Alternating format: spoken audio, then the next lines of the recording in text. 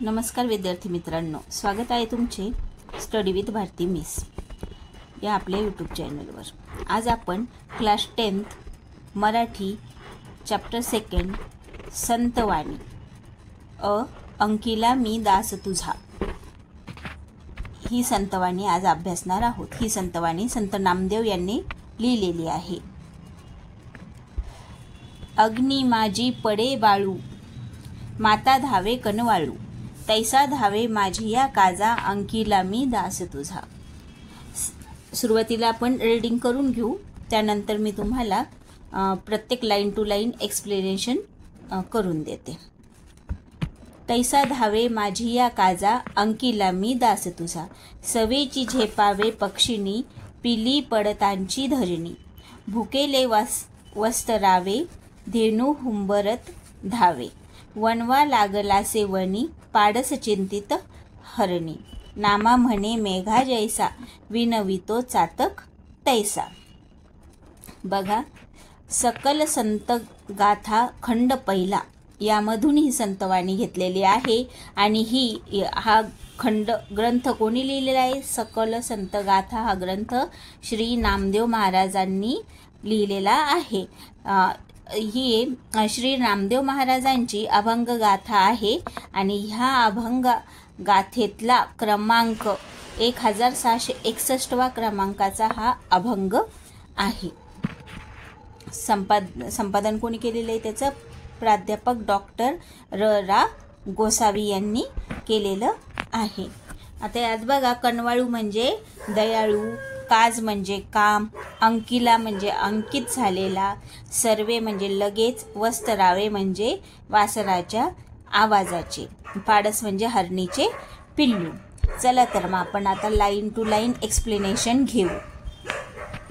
अग्नी माझे पडे बाळू, माता धावे कनवाळू, म्हणजे जेव्हा बाळू म्हणजे बाळ असतं, जेव्हा बाळ अग्नी माझी म्हणजे संकटात पडतं तेव्हा आईला लगेच कनवाळा येतो। कनवाळा म्हणजे माया येते आणि त्या बाळाला वाचवण्यासाठी ती धावत येते। धावे कनवाळू, तैसा धावे माझी या काजा, तसंच देवा तू माझ्या कामासाठी, अंकिला मी दास तुझा, मी तुझा दासच आहे, त्यामुळे तू धावून ये। सवेची झेपावे पक्षिणी, पिली पडताची धरणी। आता पक्षी आहे तर सुरुवातीला जेव्हा ते लहान बाळ असतं पक्ष्यांचं, ते जेव्हा उडायचा प्रयत्न करत असतं तेव्हा काय होतं, ते धरणीवर पडतं। तर त्या पक्ष्याची आई म्हणजे पक्षिणी ही लगेच त्याला वाचवण्यासाठी झेप घेते। सवेची झेपावे पक्षिणी, पिल्ली पडतांची धरणी, त्यांचे पिल्ल जेव्हा धरणीवर पडतात तेव्हा लगेच ती पक्षिणी त्यांना झेपून हळूच उचलून घेते।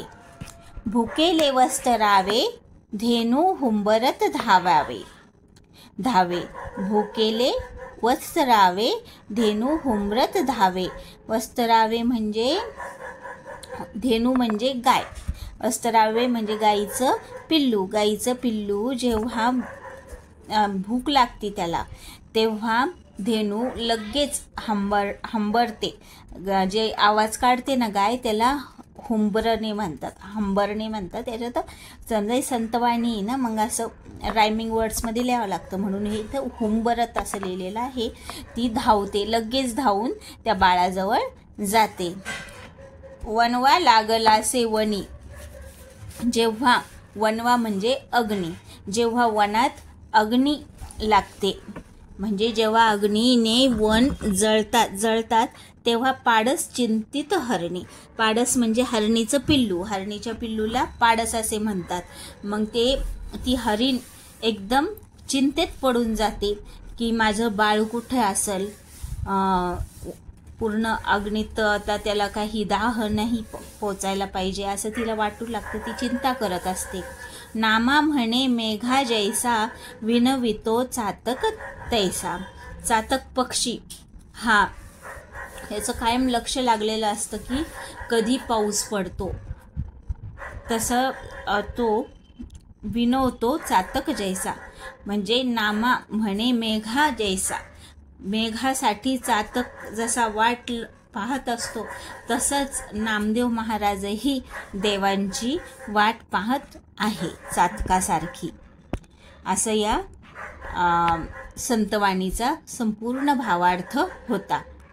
आशा आहे तुम्हाला सगळ्यांना समजत असेल, आणि जर तुम्हाला यातलं काहीही समजलं नाही तर तुम्ही मला कमेंटमध्ये विचारू शकता. तसेच आपलं टेलिग्राम चॅनल पण आहे, त्या लिंकवर जॉईन करून घ्या, आणि तिथेही मी यांचे सर्वांचे क्वेश्चन आन्सरचे PDF वगैरे टाकणार आहे, तर ते पण तुम्ही बघून घ्या. त्याचे सुरुवातीला आपण वाचल्याप्रमाणे शब्दार्थ दिलेले आहे.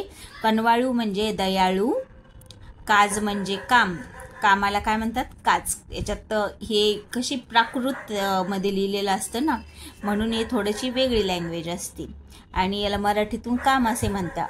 अंकीला म्हणजे अंकित झालेला, सवय म्हणजे लगेच, वस्तरावे म्हणजे वासराच्या आवाजाने, पाडस म्हणजे हरणीचे पिल्लू. कृती. आता याच्यात ह्या संतवाणीचे लगेच क्वेश्चन आन्सर आहे, तर आपण ते लगेच बघून घेऊ. क्वेश्चन आन्सर पण आपण डिस्क्रिप्टिव्हरित्या समजून घेऊ. त्यात प्रश्न पहिला आहे, पाठाच्या आधारे खालील कृती केव्हा घडतात ते लिहा. माता धावून जाते. माता केव्हा धावून जाते? जेव्हा आगीत बाळ सापडल्यावर माता धावून जाते. धरणीवर पक्षिणी झेपावते. धरणीवर पक्षिणी झेपावते. ही कृती केव्हा होते? जेव्हा पिल्लू जमिनीवर पडताच पृथ्वीवर पक्षिणी झेपावते. गाय हंबरत धावते. गाय हंबरत धावते म्हणजे भुकेने वासरू पाहिल्यावर गाय काय करते? हंबरत धावते. हरिणी चिंतित होते. हरिणी केव्हा चिंतित होते? जेव्हा जंगलात वणवा लागल्यावर हरिणी चिंतित होते. तुम्हाला हे क्वेश्चन आन्सरचे स्क्रीनशॉट घ्यायचे असेल तर व्हिडिओ पॉज करून स्क्रीनशॉट घेऊन टाका. प्रश्न दुसरा, आकृती पूर्ण करा. कवितेतील माता आणि हरिणीचे वर्णन करणारे शब्द. माता आणि हरिणीचे वर्णन करणारे शब्द कोणते? मातेला कोणता शब्द यूज केलेला आहे त्यांनी? कनवाळू. आणि हरिणीला चिंतित हा शब्द वापरलेला आहे. प्रश्न तिसरा, कोणते लिहा. परमेश्वराचे दास. परमेश्वराचे दास कोण आहे इथे? संत नामदेव. मेघाला विनवणी करणारा कोण आहे? चातक. चातक पक्षी मेघाला विनवणी करतो. प्रश्न चौथा, काव्य सौंदर्य. खालील ओळींचे रसग्रहण करा. सवेची झेपावे पक्षिणी, पिली पडताची धरणी, भुकेले वत्सरावे, धेनू हुमरत धावे. याचं तुम्हाला काय करायचंय? ओळीचं रसग्रहण करा लिहिलेलं आहे. तर त्याचं उत्तर असं आहे, आईच्या प्रेमाला जगात दुसरी उपमा नाही. आईसारखी मायाळू आईच असे म्हणतात. मग ती आई कोणीही असो, प्राणी असो की पक्षी असो. तिचे बाळ लेकरू पिल्लू जर संकटात असेल तर ती त्याला सोडवण्यासाठी स्वतःचा जीव धोक्यात घालतेच घालते. प्रस्तुत अभंगातून आईच्या प्रेमाची महती सांगताना संत नामदेव सांगतात की आगीमध्ये जर एखादं बाळ सापडलं तर त्याची दयाळू आई अति व्याकुळ होऊन त्याला वाचवते. प्राण्यांच्या प्रेमाबद्दल सांगताना संत नामदेव सांगतात की एखाद्या गायीचे वासरू भुकेने व्याकुळ होऊन ओरडत असेल तर ती माता गाय त्यांच्यासाठी धावून जाते. त्याचप्रमाणे जंगलाला वणवा लागला असेल आणि जर एखाद्या हरणीचे पाडस त्यात सापडले तर ती हरिणी त्यास वाचवण्यास अतिचिंतातूर होते. त्याचप्रमाणे एखाद्या पक्षिणीचे पिल्लू घरट्यातून खाली जमिनीवर पडले तर ती पक्षिणी त्याला वाचवण्यासाठी लगेच झेप घेते. तर हे आपण अ आणि आ या दोन्हीचे रसग्रहण इथे सांगितले आहे या उत्तरामध्ये. चला तर मग आपण पुढच्या प्रश्नावर जाऊ. ई काय? पक्ष्याच्या आणि प्राण्यांच्या आपल्या पिलांशी असलेल्या संबंधाबाबत तुमचा अनुभव लिहा. तर याचं उत्तर आहे, घार उडते आकाशी, चित्त तिचे पिलापाशी असे म्हटले जाते. त्याप्रमाणे कोणत्याही पक्ष्याची, पशूंची, पक्ष्यांची आई असो की आपल्या मुलांसाठी अतिशय सतर्क, व्याकुळ असते. साधी रस्त्यावर राहणारी कुत्री घ्या. ती कुत्री आपल्या पिल्लांचा कसा सांभाळ करते ते आपण अनेक वेळा पाहिले आहे. कांगारू आपल्या पिल्लास संकटाच्या वेळी आपल्या पोटात घेते. माकडीण आपल्या पिल्लास पोटाशी धरून इकडून तिकडे उड्या मारते. कोंबडी आपल्या पिल्लांचा सांभाळ कशी करते ते आपण अनेक वेळा पाहतो. कोणतेही संकट येताच ती पिल्लांना आपल्या दोन्ही पंखाखाली घेते. तसेच ती आपल्या पिल्लांवर झेप घालणाऱ्याला चोच मारून दूर करण्याचा प्रयत्न करते. शेवटी सगळ्यांची आई ही सारखीच असते. ती भारतातील असो, विदेशातील असो, पक्षी असो वा पशु असो, आईचे प्रेम हे आपल्या मुलांवर सारखेच असते.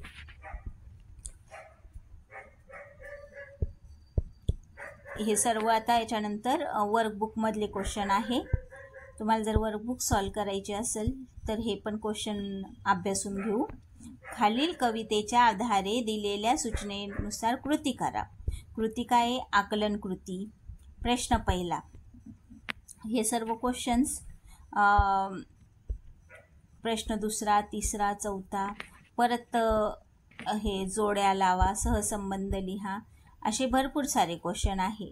ह्या सगळ्यांची PDF मी तुम्हाला डिस्क्रिप्शनमध्ये पण देईल आणि टेलिग्रामवर पण देणार आहे. सध्या तुम्ही याची स्क्रीनशॉट करून घ्या.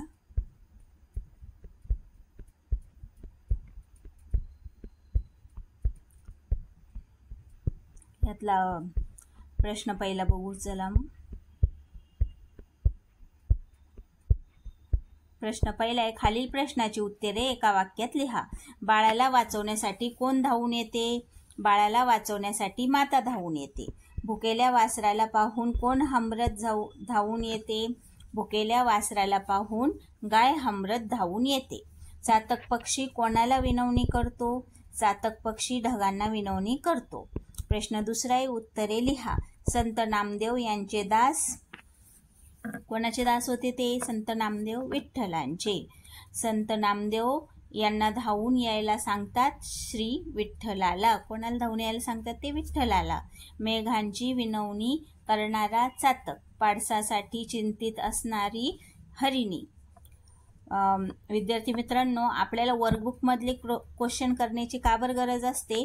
कारण 10वी हे बोर्ड आहे. बोर्डाला कुठल्याही प्रकारचा क्वेश्चन येऊ शकतो. त्यामुळे तुम्ही वर्कबुकमधले पण क्वेश्चन नेहमी अभ्यासायला पाहिजे आणि ते लर्न करण्याचा प्रयत्न करा. पण एकदम व्यवस्थित समजून घेतली का संतवाणी, लर्न करण्याची पण गरज पडत नाही. फक्त एकदा दोनदा व्हिडिओ तुम्ही रिपीट बघून घ्या, म्हणजे तुमच्या एकदम लक्षात बसून जाईल. खाली दिलेल्या कंसातील योग्य पर्याय निवडून अभंगाच्या ओळी पूर्ण करा. अग्नी माझी पडे बाळू, माता जननी आई धावे कनवाळू. याचं उत्तर काय आहे? माता धावे कनवाळू. तैसा धावे माझिया काजा, अंकिला मी दास तुझा. मालक स्वामीदास मध्ये दास याचं उत्तर आहे. भुकेले वस्तरावे, धेनू गाय गावा. याचं उत्तर आहे धेनू हुमरत धावे. आकलन कृती. प्रश्न पहिला, जोड्या लावा. कनवाळू, कनवाळूचं उत्तर आहे माता. भुकेले वासरू, चिंतित हरिणी. विनवतो, कोणाला विनवतो? चातक, चातक विनवतो. प्रश्न दुसरा, सहसंबंध लिहा. कनवाळू म्हणजे माता, तर चिंतित कोण आहे? हरिणी. धावे धेनू, झेपावे हरिणी. आता हा प्रश्न तिसरा आहे. याचं तुम्ही स्क्रीनशॉट करून घ्या. मी 2 मिनिटं थांबते.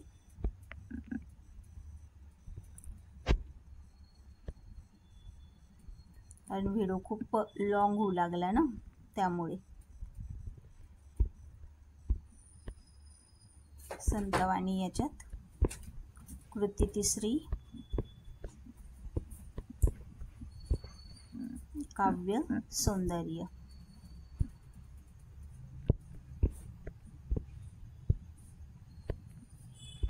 मध्ये व्हिडिओ पॉज करून तुम्ही याचे स्क्रीनशॉट घेऊ शकता.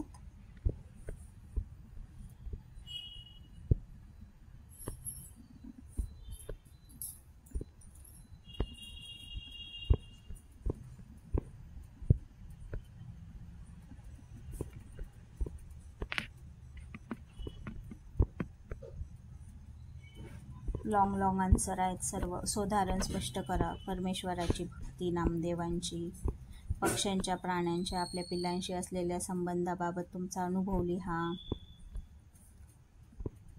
ही समरी शेवटी.